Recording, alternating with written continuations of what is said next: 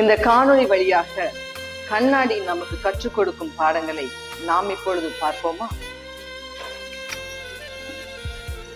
நம் முகத்தில் கரையோ அழுக்கோ ஏதேனும் பட்டுவிட்டால் அது கண்ணாடியில் தெரிந்து விடுகிறது.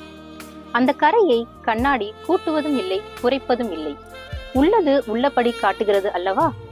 அதுபோல உன் சகோதரனிடம், நண்பனிடம், கணவனிடம், மனைவியிடம் எந்த அளவுக்கு குறை உள்ளதோ அந்த அளவுக்குத்தான் அதனை சுட்டி காட்ட வேண்டும். எதையும் மிகைப்படுத்தியோ ஜோடித்தோ சொல்லக்கூடாது. துரும்பை தூணாக்கவோ கடுகை மலையாக்கவோ சொல்லக்கூடாது. இது கண்ணாடி சொல்லும் முதல் பாடம். கண்ணாடிக்கு முன்னால் நீ நிற்கும் போதுதான் அது உன் குறையை காட்டுகிறது. நீ அகன்று விட்டால் அதுவும் மௌனமாகிவிடும். அதேபோல் மற்றவரின் குறையை அவரிடம் நேரடியாகத்தான் சுட்டிக்காட்ட வேண்டும். அவர் இல்லாத போது அவர் முதுகுக்கு பின்னால் பேசுவது தவறு. இது கண்ணாடி நமக்கு கற்றுத்தரும் இரண்டாம் பாடம். ஒருவருடைய முகக்கரையை கண்ணாடி காட்டுவதால் அவர் கண்ணாடியின் மீது கோபமோ எரிச்சலோ படுகிறாரா? இல்லையே.